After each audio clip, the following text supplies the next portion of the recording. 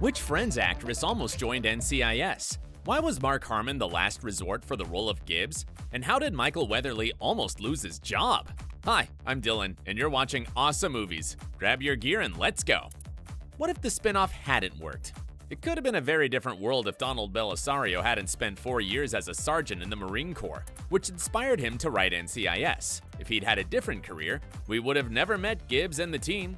NCIS fans already know that the show is a spin-off from JAG. In a 2-episode streak of JAG, viewers were introduced to Gibbs, DiNozzo, Ducky, and Abby.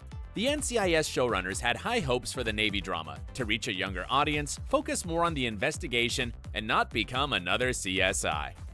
To lay the groundwork for NCIS, the 2 JAG episodes feature new opening titles and an altered style. It was a risky move. So what if the gamble hadn't paid off?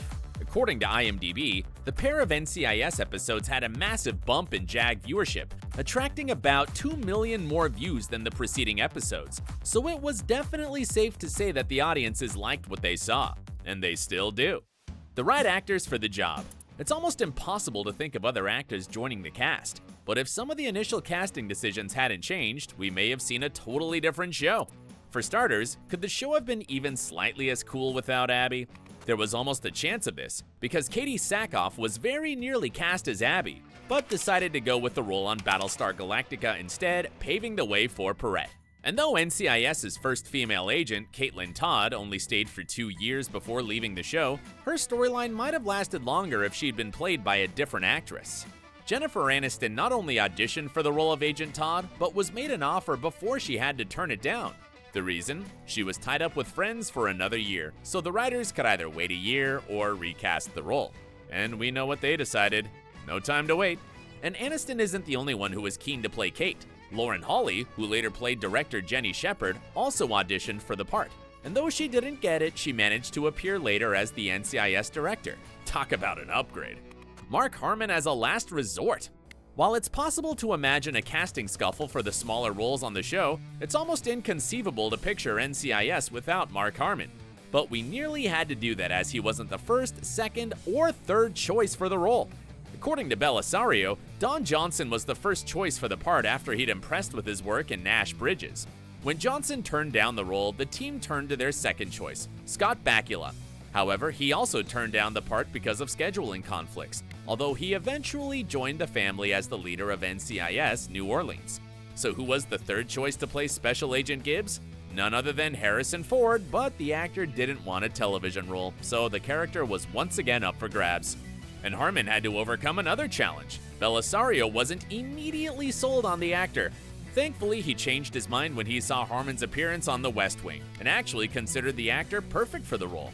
Bellisario later admitted, and everybody said, he's Gibbs. I'm so lucky to have Mark Harmon as the lead. You have no idea. But we think we do. A world without Gibbs? It goes without saying that Mark Harmon as Gibbs is more than just the face of NCIS. He is NCIS. So was there any way the show could work without him? Before landing the role of Gibbs, Harmon was actually considering giving up television acting, as the hours were long and he was missing out on life with his family. And then the NCIS script came along, and he was sold. However, when the writers tried to change the iconic character's name, Harmon almost abandoned ship. He told Parade magazine, "For a moment, when I started getting interested in doing it, the name changed to Bob Nelson or something. I said, please, can you put the name back?" And the rest is history. But of course, there have been rumors every few years that Harmon is leaving the show, and with his newest role in the series Prey, the doubts have resurfaced.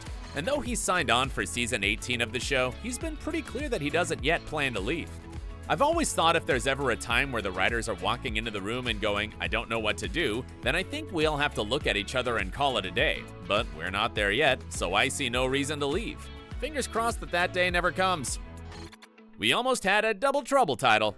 While we know that NCIS stands for Naval Criminal Investigative Service after 17 seasons, it wasn't always so clear.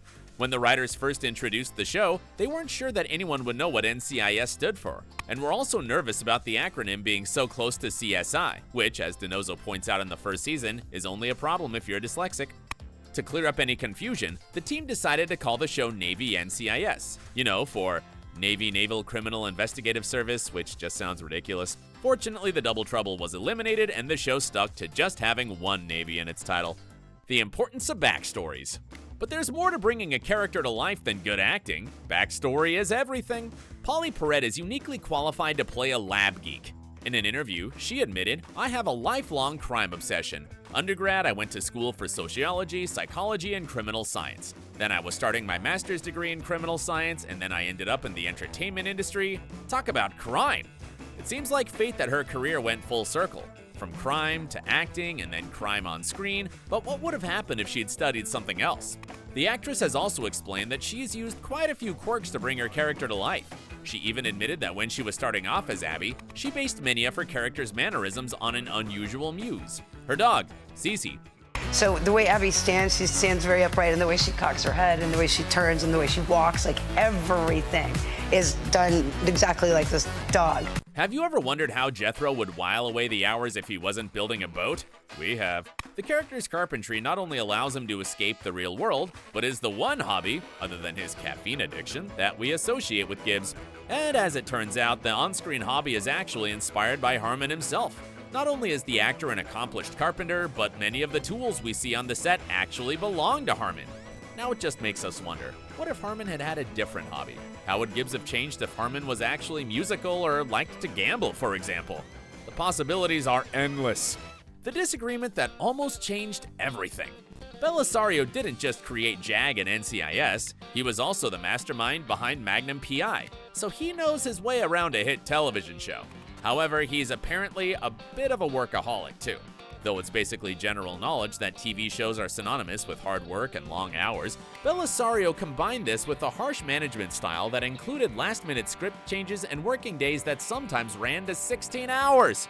Amid this madness, the actors were suffering, and Mark Harmon eventually had enough.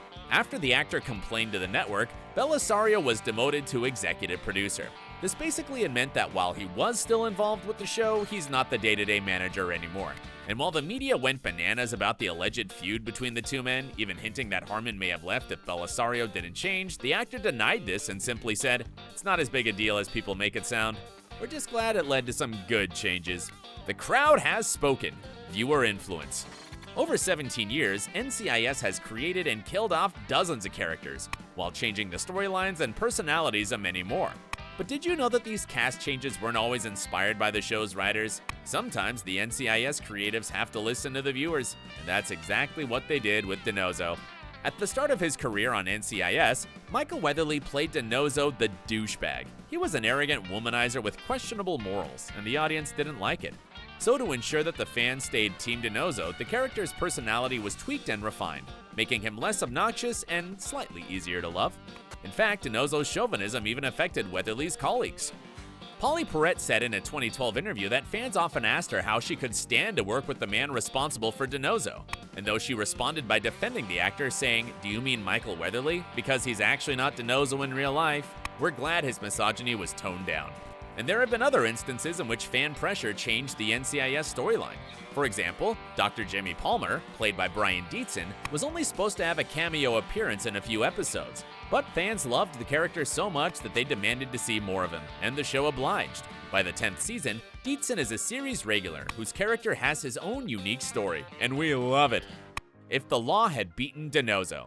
But the viewers aren't the only ones to affect casting. In 2015, Michael Weatherly's run-in with the law almost cost him his job.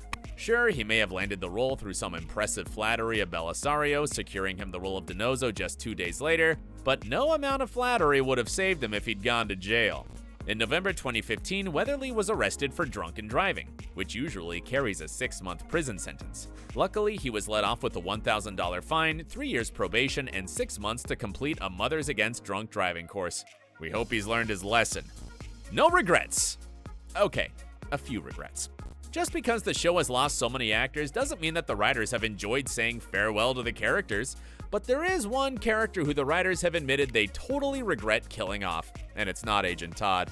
NCIS executive producer Stephen Binder explained that he most regrets the departure of Gibbs' ex-wife Diane, played by Melinda McGraw, even telling Entertainment Tonight it would be great to see her again, so who knows, maybe we'll see her back sometime. And Mark Harmon has also admitted who it was the toughest to say goodbye to. The late Ralph Waite and Charlie Durning, although there's sadly no way to work them back into the show anyway. Do you think NCIS could have worked with different actors? Let us know below. And as always, stay awesome.